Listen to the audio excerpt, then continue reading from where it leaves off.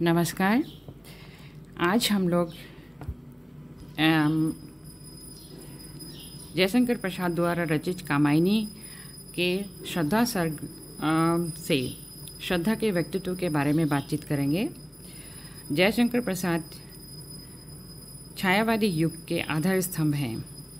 भारतीय इतिहास, दर्शन और संस्कृति से प्रसाद का गहरा अनुराग था। उनका सांस्कृतिक संबंधी चिंतन अत्यंत प्रौढ़ है। भारतीय संस्कृति के उज्ज्वल पक्षों और इतिहास के गौरवपूर्ण पन्नों को आपने अपनी कल्पना के रंग में रंग कर उन्हें राष्ट्रीय चेतना की अभिव्यक्ति की है। उनकी दार्शनिक चेतना का सर्वोत्तम उदाहरण कामायनी है। उसमें उन्होंने समरसता का दर्शन स्वीकारा है। जीवन में सामरस्य का दर्शन ही आनंद तक पहुंचा सकता है। यही कामायनी का प्रतिपाद्य है। श्रद्धा इनकी प्रमुख पात्र है। प्रसाद ने कामायनी में श्रद्धा का चरित्र चित्रण आदर्शवाद के दृष्टिकोण से किया है। उसमें नारी के स्वाभाविक गुण जैसे सरलता, निष्कपटता, सेवा, दया, ममत्व, क्षमा, अगाध विश्वास, पतिव्रत धर्म, स्वकामार्य एवं भावुकता आदि विद्यमान है। उसमें ये समस्त गुण प्रारंभ से ही दृष्टिगोचर होते हैं। भारतीय ग्रंथों में ऐतिहासिक तथा पौराणिक दृष्टि से उसका अत्यंत भव्य एवं मंगलमय रूप उपलब्ध होता है। मनुष्य के सौंदर्यमय व्यक्तित्व से प्रथम दर्शन से ही अभिभूत हो उठे थे। इसीलिए उन्हें हृदय की अनुकृति, बाह्य उदार, एक लंबी काया, उन्मुक्त, मधु पवन क्रीडित, जो शिशुशाल, सुशोभित हो, सौरभ संयुक्त। उनका इस दृष्टिकोण से बाह्य चित्रण उन्होंने किया। श्रद्धा के चरित्र चित्रण के विषय में गजानन माधव मुक्तिबोध ने लिखा है, श्रद्धा की अवतारणा हेतुमूलक है। प्रसाद जी ने मनु की मुक्ति के लिए ही मानो उसको उठाया हो।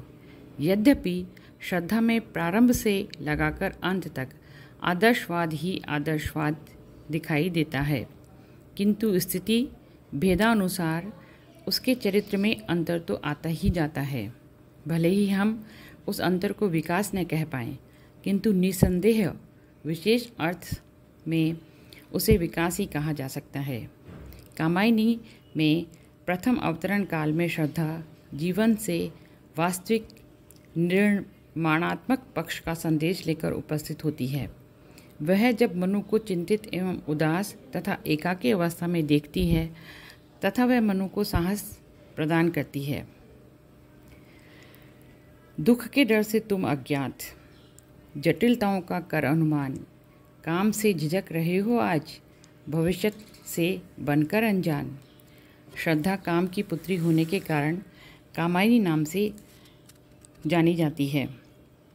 यह मनु को प्रारंभ में ही जीवन सृष्टि रचना के महान उद्देश्य से तप का विरोध करती हुई मनु को कर्मशील एवं आनंदमय जीवन व्यतीत करने का उपदेश देती हुई आत्मसमर्पण करती है और कहती है, समर्पण लो सेवा का सार, सजल संस्कृति का यह पतवार, आज से यह जीवन उत्सर्ग, इसी पद तल में विगत विकार।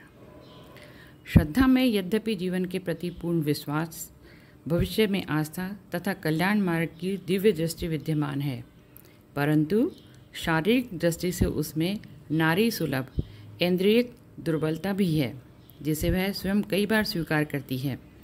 प्रसाद ने इस प्रकार उसके चित्रण में यथार्थवाद के दृष्टिकोण को भी अपनाया है, जो स्वाभाविक प्रतीत होता है। यह आज समझ तो पाई हूँ, मैं दुर्बलता में नारी हूँ, अवयव की सुंदरता कोमल लेकर मैं सबसे हारी हूँ। इस प्रकार श्रद्धा अपनी दुर्बलता को स्वीकार करती है। प्रसाद ने एक और श्रद्धा में दुर्बलता जैसी प्रवृत्ति को दिखाया है, तो दूसरी ओर उन्होंने कर्म की तथा ईर्ष्या सर्ग में मनु के साथ मतभेद हो जाने पर कठोर भी चित्रित किया है।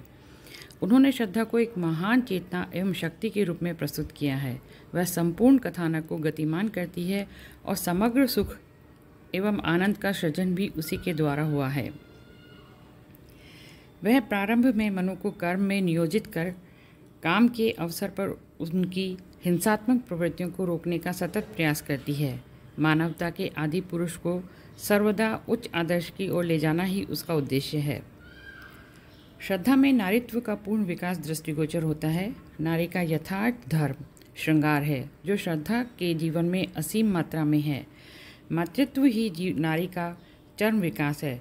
नारीत्व में मातृत्व की प्रतिष्ठा वेदना एवं तपस्या के बिना नहीं हो सकती। श्रद्धा दान तथा तपस्या द्वारा अपने भीतर उसी मातृत्व शक्ति का विकास करती है। जैसे तुम देवी आह कितनी उदार, यह मातृभूमि है निर्विकार। हे सर्वमंगले तुम कहती, सबको दुख अपने पर सहती। श्रद्धा अपने में असीम स्नेह एवं अखंड विश्वास द्वारा ऐसी शक्ति उत्पन्न करती है कि संपूर्ण सारस्वत नगर के निवासी उसके अपने ही हो जाते हैं। वह अपने पुत्र मानव को ईड़ा के संरक्षण में छोड़ जाती है। श्रद्धा द्वारा ही निर्वेद सर्ग में मनु का चरित्र निर्मित होता है। वह उसे शिव का तांडव नृत्य दिखाती है, कैलाश की ओर ले जाती है, त्रिपुर दर्शन कराती तथा ज्ञान इच्छा कर्म का समन्वय दिखाकर समरसता के आनंद की उपलब्धि कराती है। अंत में श्रद्धा की कृपा से ईड़ा मानव और सारस्वत नगर की प्रजा को भी कैलाश में पहुंचकर अखंड आनंद तथा परम शक्ति की प्राप्ति होती है। इस प्रकार प्रसाद ने श्रद्धा में अपने मानवतावादी आदर्शवाद की कल्पना को रूपायित किया है। श्रद्धा सर्ग में प्रसाद कहलवाते हैं, और यह क्या तुम सुनते नहीं विधाता का मंगल वरदान। शक्तिशाली हो, विजयी बनो, विश्व में गूंज रहा जयगान। कामायनी के माध्यम से भारतीय संस्कृति की उज्जवल पक्ष को प्रदान करना और उसमें मानवतावादी दृष्टिकोण को उजागर करना ही प्रसाद का मुख्य उद्देश्य रहा है। प्रसाद कहते हैं, विश्व की दुर्बलता बल बने, पराजय का बढ़ता व्यापार, हंसाता रहे उसे सविलास, शक्ति का क्रीड़ामय संचार। शक्ति के विद्युत कण जो व्यस्त विकल बिखरे हैं हो निरुपाय, समन्वय उसका करें समस्त विजयनी मानवता हो जाए। कामायनी का प्रतिपाद्य मानवता की स्थापना करना है। समन्वयवादी दृष्टिकोण के साथ मानवता का बीजारोपण कर देश को आगे बढ़ाना ही प्रसाद का मुख्य उद्देश्य रहा है। धन्यवाद।